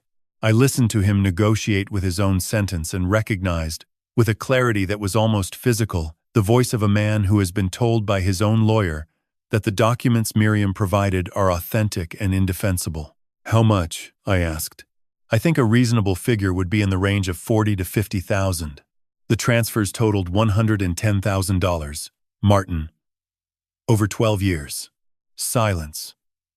I could hear him breathing. I could hear, beneath the breathing, the sound of arithmetic. Martin's arithmetic. The kind that always began with what he was willing to lose, rather than what I was owed. Ruth. I understand the total. But you need to consider the context. The business had operating costs. Some of those transfers went to legitimate expenses that benefited both of us. A forensic review would show, Martin. I said his name the way Hector set a knife on a cutting board flat, final, with the handle pointing toward the other person. I am not interested in your context. I am not interested in your arrangement. If you want to discuss restitution, you can discuss it with Thomas Ayala. His number is on the letter. Another silence.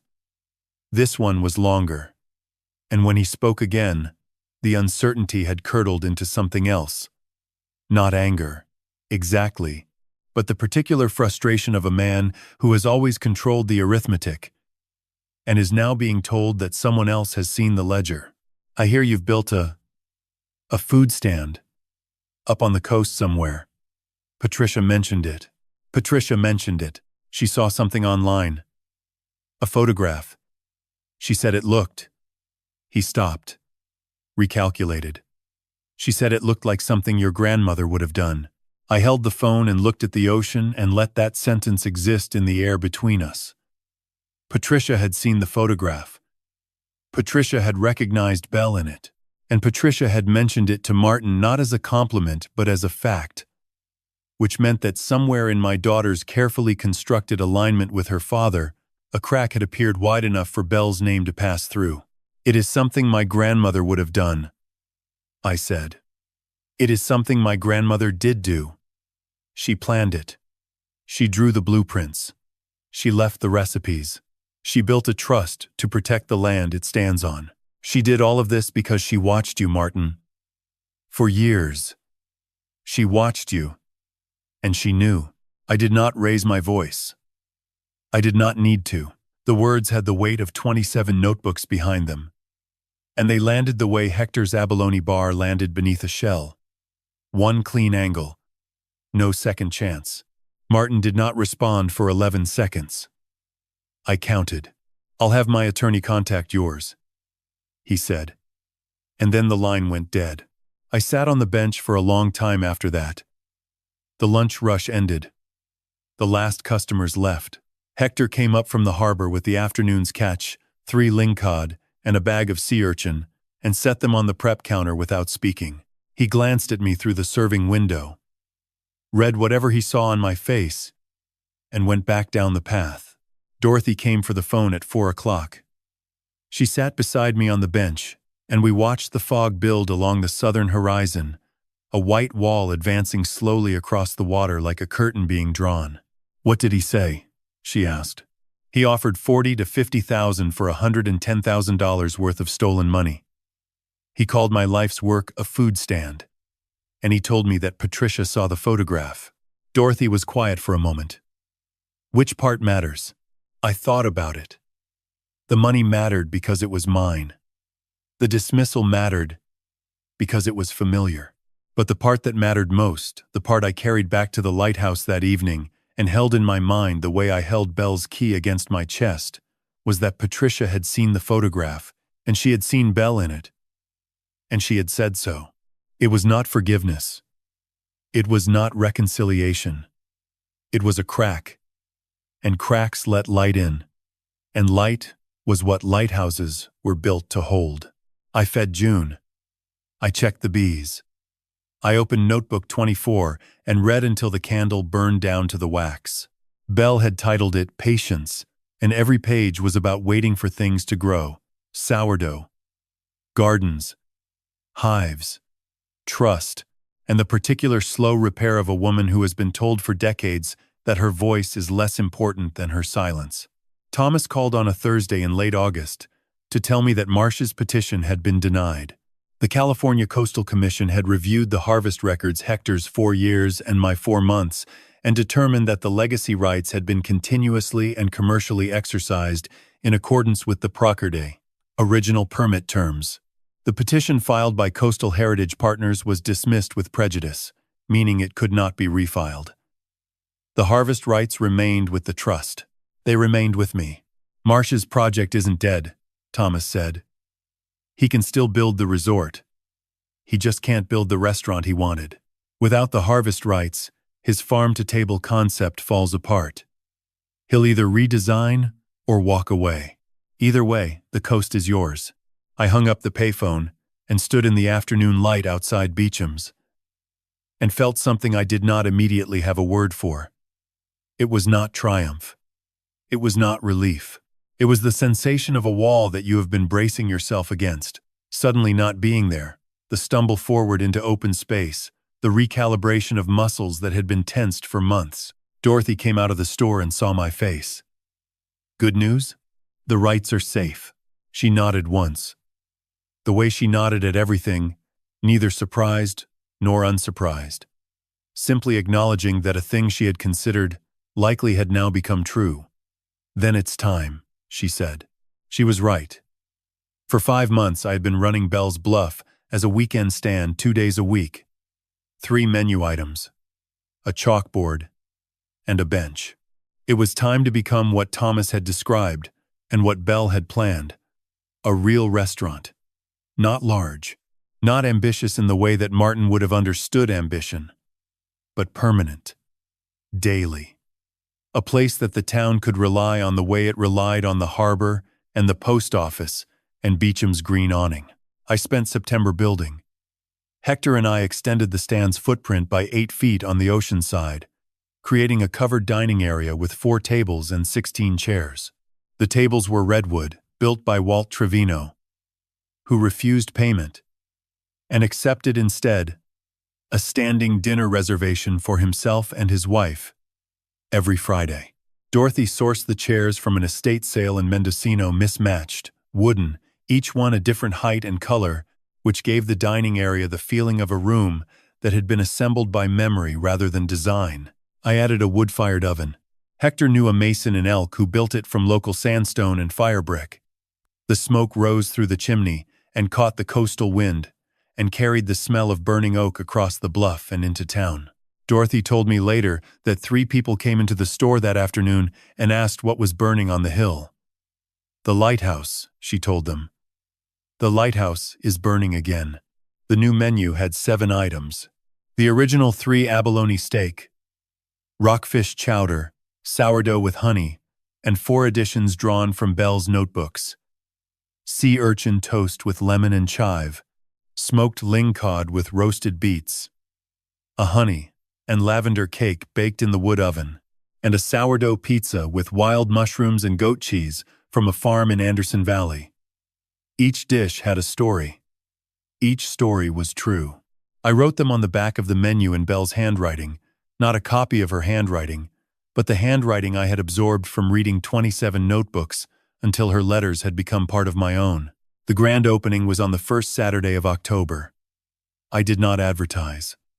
Dorothy put a sign in the store window. Hector mentioned it at the harbor. Walt told his friends.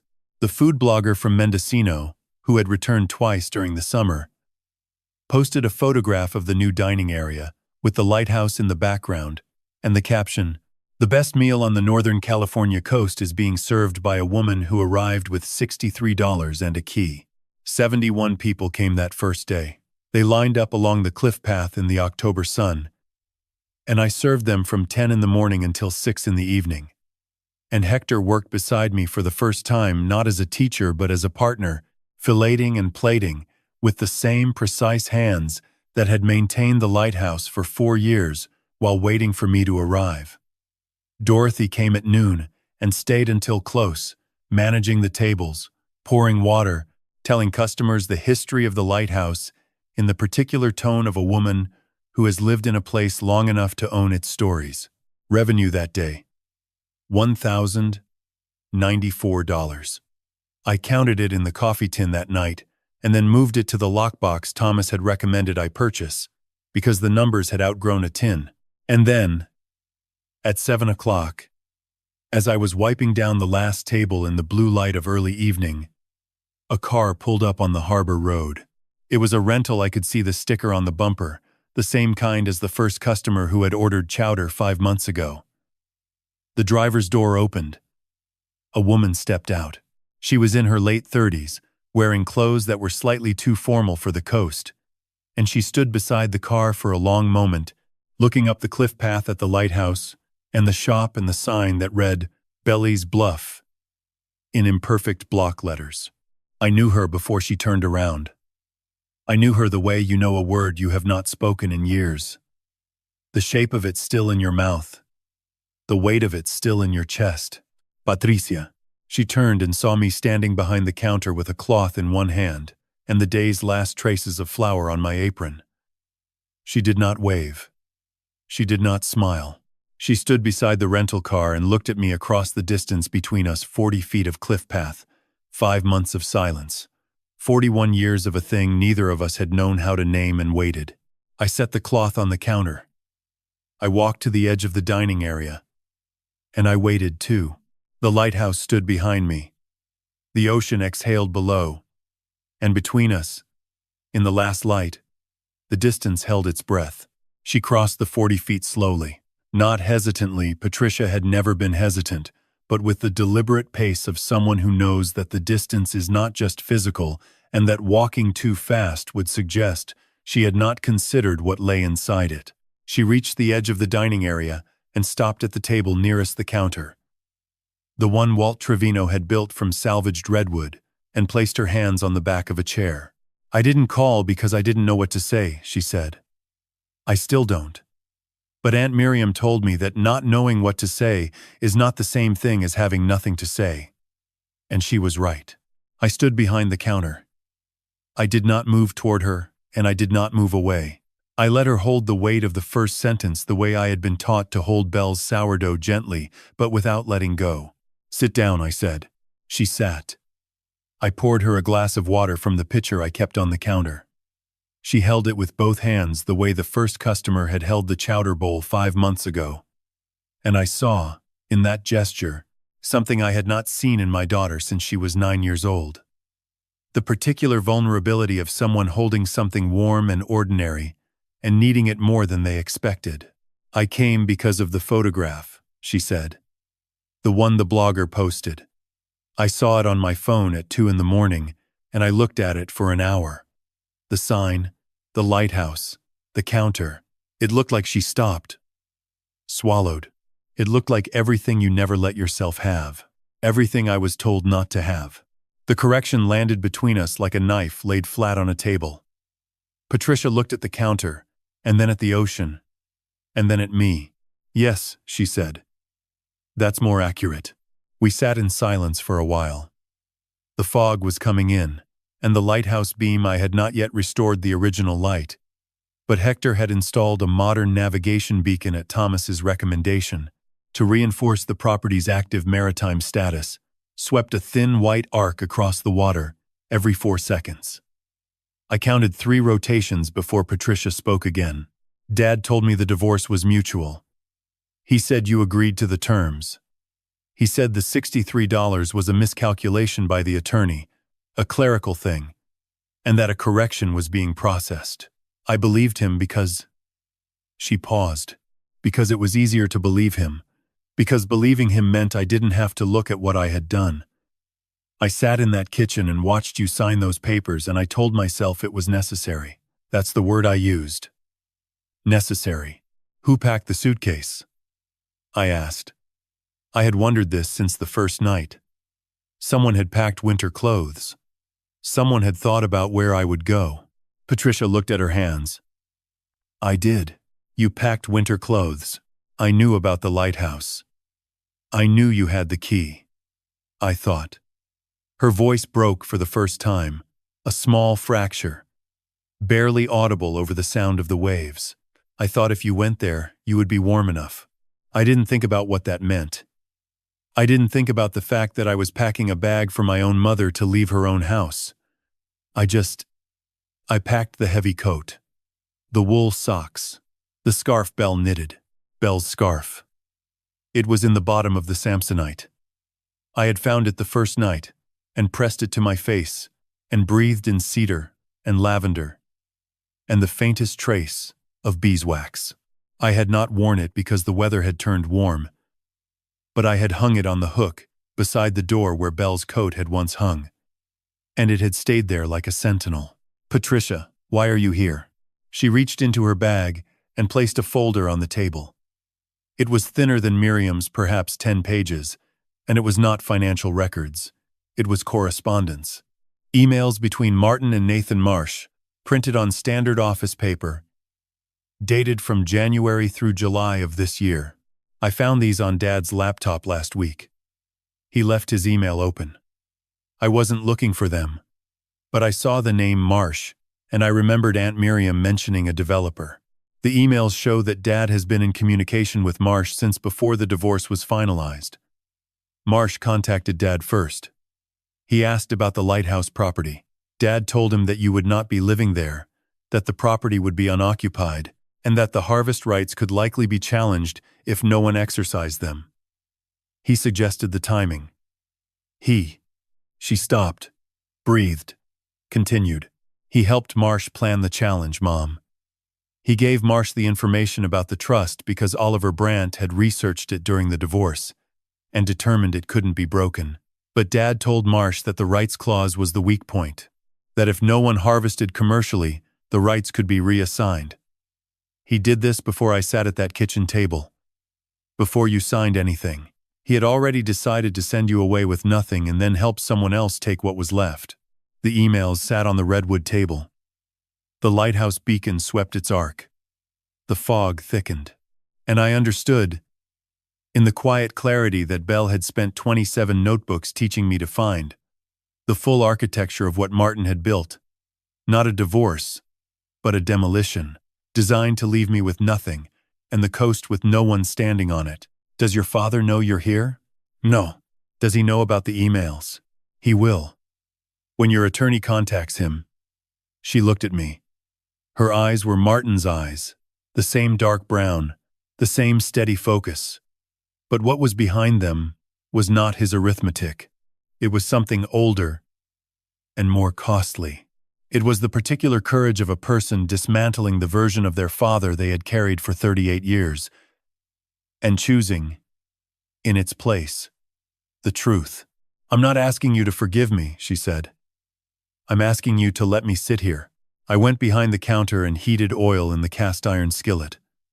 I dredged an abalone steak in flour and salt and cooked it for 90 seconds per side, the way Hector had taught me, the way Belle had taught him. I served it on a cream-colored bowl with a lemon wedge and a slice of sourdough made from a starter that had been alive since 1963 and set it in front of my daughter. Eat, I said, and then we'll talk. Patricia stayed for 3 days. She slept in the cottage bedroom, while I slept on the small cot I had set up beside the fireplace in the weeks after I arrived, not because I was giving up the bed, but because I had grown accustomed to falling asleep with the sound of the fire and the smell of beeswax and the faint, rhythmic presence of the ocean against the bluff. We did not talk about everything. We talked about enough. She told me about the kitchen table, how Martin had rehearsed the signing with Oliver Brandt the night before, going over the sequence of documents, the timing of each page turn, the placement of the pen.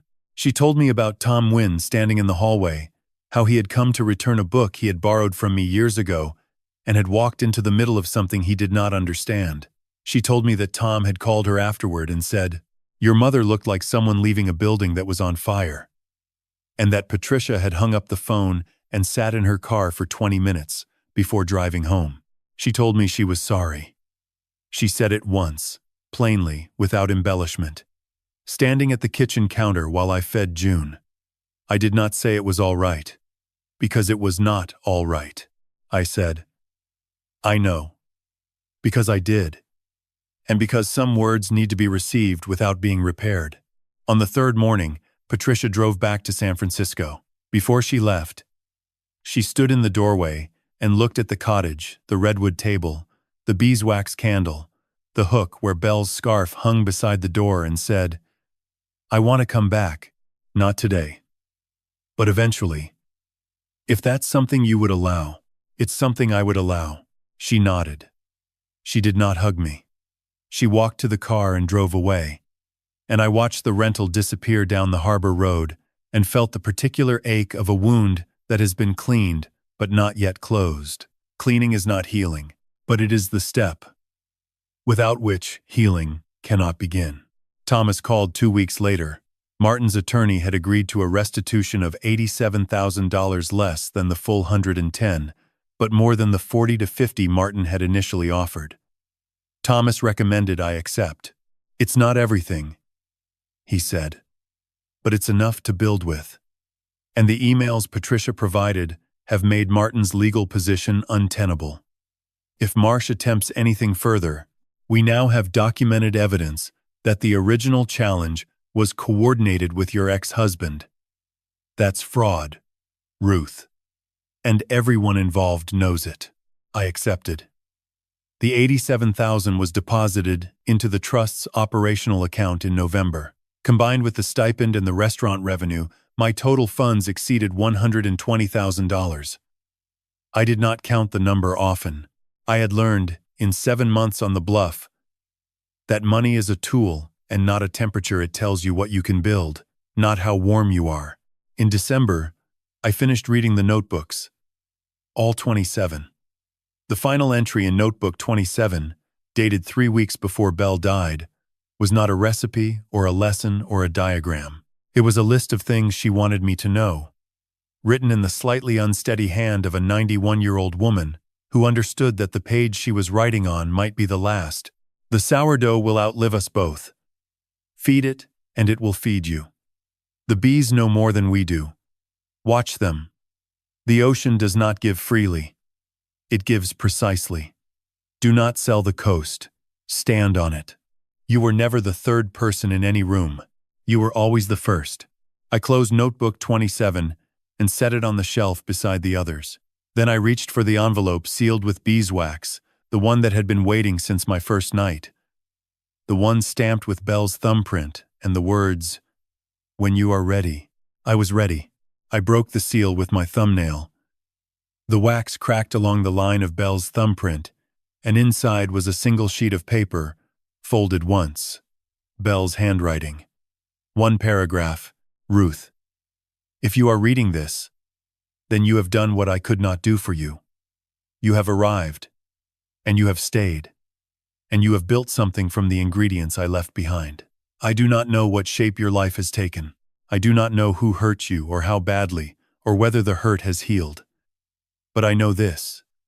You are standing in a lighthouse on a bluff above the Pacific, and the bread is rising, and the bees are working, and the tide is coming in the way it always does, not because anyone asks it to, but because that is what the ocean does.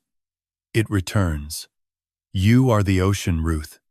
You have always been the ocean. And I have loved you since the day you were born, which was the day I started this jar of flour and water and set it on the windowsill and waited for it to breathe. With all my love and all my flour, Belle. I set the letter on the table. I pressed my palms flat against the wood. I breathed. The clock ticked. June rose on the counter. And outside, the Pacific exhaled against the bluff, the way it had for 1,000 years, patient, precise, and utterly indifferent to the small, persistent miracle of a woman learning to stand on her own ground. The next morning, I woke early and went down to the cellar. I took a blank notebook from the shelf. There was one. Just one. Placed at the end of the row after Notebook 27, as though Belle had known that the curriculum would eventually need a 28th volume. On the cover, in my own handwriting, I wrote, 28 Ruth. I opened it to the first page. I picked up a pen, and I wrote my first recipe. Not Belle's, not Hector's, not one inherited or preserved or passed down, but mine. A new chowder. Abalone and smoked rockfish with wild fennel from the bluff, honey from Edge and Shelter and Bridge, and a sourdough base made from a starter named June that had been breathing since 1963. I wrote the recipe. Then I wrote the story. This chowder was created by a woman who arrived at a lighthouse with $63 and a key. She was taught by a fisherman who keeps his promises, a shopkeeper who asks the right questions, and a grandmother who spent 30 years preparing for a moment she would never see. The ingredients come from the bluff, the ocean, and the hives. Everything in this bowl has a name. Everything in this bowl was loved before it was served. I closed the notebook. I climbed the stairs. I opened the cottage door to the morning fog and the salt air and the sound of the ocean returning, and I walked to Belle's Bluff to begin the day's work. The lighthouse stood behind me. The town lay ahead, and the bread, as always, was rising.